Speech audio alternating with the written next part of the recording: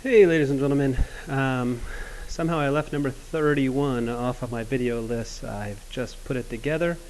This is probably one of the harder problems. Sorry if you've been struggling on this one a little. Let's see what we can do here. Of course, the first thing we're going to do is read the problem. See, we have complete combustion reaction. That should mean, if it's complete combustion, that means that all of the carbon and hydrogen is being completely combusted. All of this hydrogen is in the water. All of this carbon is now in this carbon dioxide after. That is what complete combustion means. It's been completely burned up. So that kind of gives us a little bit of a clue. We don't know the identity of this hydrocarbon, and that's part of our question here. Let's go ahead and identify what we are given and maybe try to organize the information and figure out what's missing.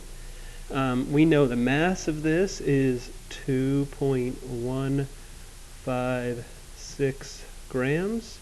We don't know the mass of the oxygen. What else do we know? It's burned with excess oxygen to produce water and carbon dioxide. They are isolated. The mass is respectively as 2.279 and 6.965. Hey, Mr. Murphy, how did you know which number went with which compound? Here it is right here. Water and carbon dioxide are isolated, and the masses respectively as. The respectively means in the same order as. Water is that, carbon dioxide is the other mass. Fill out all the information below and determine the formula of the hydrocarbon and balanced equation. So at this point, one easy thing we could do is we could figure out the oxygen. We don't really need it, but let's go ahead and figure that out. We could just subtract the products from the reactants. So the mass of the water was 2.279. The mass of the carbon dioxide 6.965. So the total mass of all of the products is 9.244.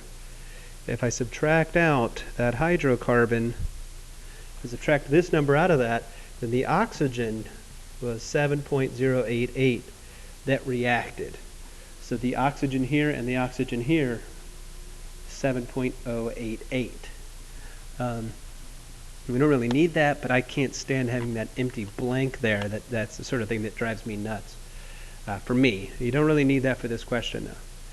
So here's one question.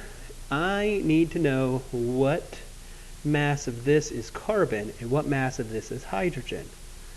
And earlier in the notes and the homework, we're talking about the law of conservation of mass. And I said that all of this carbon is now here and all of this hydrogen is now here. So if I could figure out, say, how much hydrogen this is in this, I could subtract it out of the 2.156 and I'll know how much carbon there is. Or conversely, if I knew how much carbon was in this, I could subtract it out and I knew how much hydrogen it was. So the key to figuring out how much hydrogen or carbon dioxide is what we call the law of definite proportions. So here's how that works. Let's do the water one. In the H2O, how many hydrogens are there?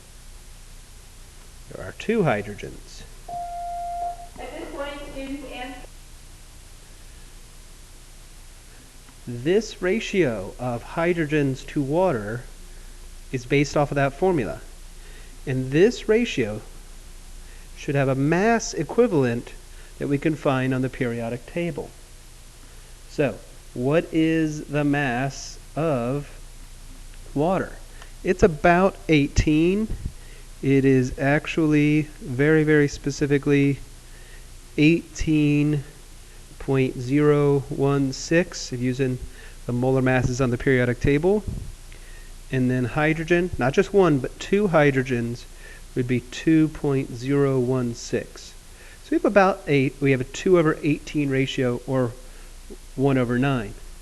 This ratio is from the periodic table. Every time you have 18 grams of water, you have 2 grams of hydrogen. So we have 2.279. It's supposed to be a 9. Let's fix that. So that's the mass of water, so we can figure out what are the hydrogen weighs. And I shouldn't even write that 2 in there. Let me move that 2. This will be the mass of all of the hydrogen that's in this mass. Just like this is 2 grams represents all of the hydrogen that's in this 18 grams of water, whatever's missing here will be the mass of the hydrogen that's in this. This is simple proportions and cross multiplication. We do our cross multiplication, and just a second ago I got that hydrogen as 0.255, which is slightly different than what I had on the answers. I think I had 0.256. Can't reconcile that against anything. I'm just going to keep going with this answer. It might be a typo when I typed it up. So this is the mass of hydrogen. This is the mass of carbon and hydrogen. If I subtract the mass of hydrogen out, I will have the mass of my carbon, which is 1.901 grams of carbon. So this is the mass of carbon. This is the mass of hydrogen. If you were insecure as to this value, let's think about a way. How could we verify that? 1.901 grams of carbon. We could do the same thing with this. Let's see, carbon is 12.01. Carbon dioxide's like 44. You could do this and just check to make sure. In fact, I'm doing this right now live, and it's always dangerous. Sometimes we get to see the teacher make mistakes. Today is not that day. Good. So in my calculator, I just got 1.9006 for x, which matches up real closely to that. I'm very happy with these two values right now. So I've answered these first two questions. Mass of the element, mass of the element. Got the mass of the compound. How am I going to find the formula? How am I going to find the formula of the hydrocarbon? Well, for this, I'm actually going to probably need a whole new page. There's just not enough space here. So let me remember those two numbers. 0.255 grams of hydrogen, 1.901 grams of carbon. So that's 0.255, 1.901. This was mass of carbon. This was the mass of hydrogen. So these are the masses in our unknown hydrocarbon, and we want to convert them into moles. Why into moles? Every formula that you've ever seen is actually a mole ratio formula. So 1 mole of carbon, 1 mole of hydrogen. So we're going to convert both of those over. 0.255 divided by 1.008 gives us 0.253. And then this one gives us 0.158. That's supposed to be an 8. I wrote a 6. I don't know why. There we go. These two values are pretty weird. Neither one of them is close to 1 or anywhere near a whole number. So the standard procedure we would do is divide them both by a similar value, by the same value, to try to get at least one whole number. And the thing that most people do is they divide it by the smaller value. So we're going to divide them both by 0.158. Works out real nicely for the carbon. This is now 1 mole of carbon. It works out really nasty, though, for this hydrogen. The hydrogen comes out as 1.60 moles of hydrogen. That number is not close to a whole number. Mr. Murphy, 1.6, that's pretty close to 2. No. Close to 2 would be 1.99, 1.95, 2.01. That's close to 2. This, if you rounded that from 1.6 to 2, that's a huge, just compare the two numbers. 1.6 over 2 times 100, that's a huge percentage you just rounded. Huge percentage. Huge.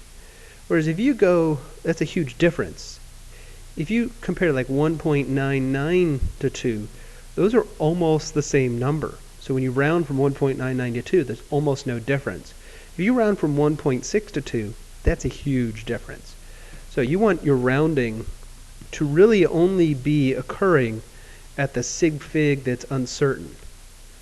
So this 0, if you track the sig figs the entire time like I was, this is the unknown value. I could round this, which would impact that, but I can't go boom, ba-boom, ba-boom, ba-boom, ba-boom, unless you had like a row of 9s. So if 1.6 isn't close enough to round, then we have to multiply both of these values until they get to a whole number. Now, it doesn't matter what I multiply 1 by. I can multiply it by 7. I can multiply it by 2. It's still going to be a whole number. So let's focus on the 1.6.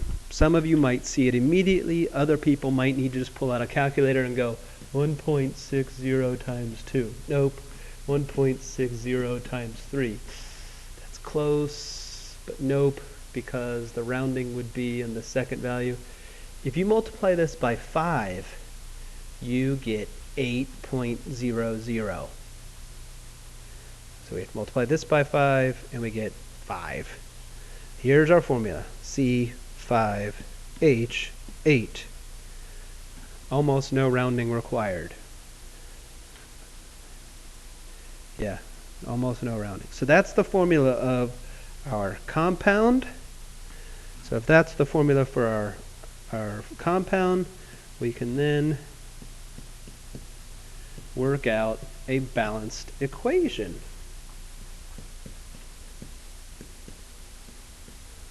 Right, there we go. 5 carbons, 5, 8 hydrogens, put a 4 there. 4 times 2 is 8. Do the oxygens, 4 oxygens plus these 10 oxygens is 14. Put a 7 here. Yay, it's balanced. I'm going to pause and make sure that matches the answers I posted. Okay, so I am a little irritated with myself right here. This 2.281, that should have been 2.279. I don't know what happened, why my typewriter skills or my thought, I don't know what happened up between here and there. But the rest of it pretty much gels. We have the C5H8, and then the ratio is pretty good here afterwards. Yep, everything's working out okay. Let's just go back and talk about how we did this problem. First of all, this is a great example of organizing the information, because there are several steps going on from what seems like a simple problem at first. I had to write down all this data, even generate some that was missing. I used the law of conservation of mass for that first part, just to figure out what masses are missing. And then I used the law of definite proportions right here to take the masses from the periodic table, figure out missing masses or masses that would be in some of the things we were given. And then I used simple logic. I said, okay, well, if I know how much hydrogen, I could subtract that from all the carbon and hydrogen. Bam! And I've got just the mass of the carbon. Chemists don't work in masses, so I took these masses and I converted them to moles. I got two values there. These are really moles. These is moles of hydrogen and moles of carbon. Remember, moles represent, heptillions of atoms. We don't really like to work with those heptillions of atoms, so we tend to just leave it in moles. So we have two mole values there. Those are not pretty mole values. It's not a nice looking ratio. So we kept messing with the ratio until we kind of worked our way into something a lot nicer.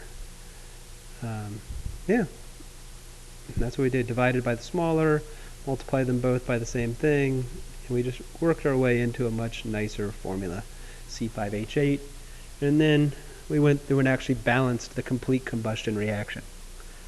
All right, sorry that this was missing on the website. Hopefully this video works just fine.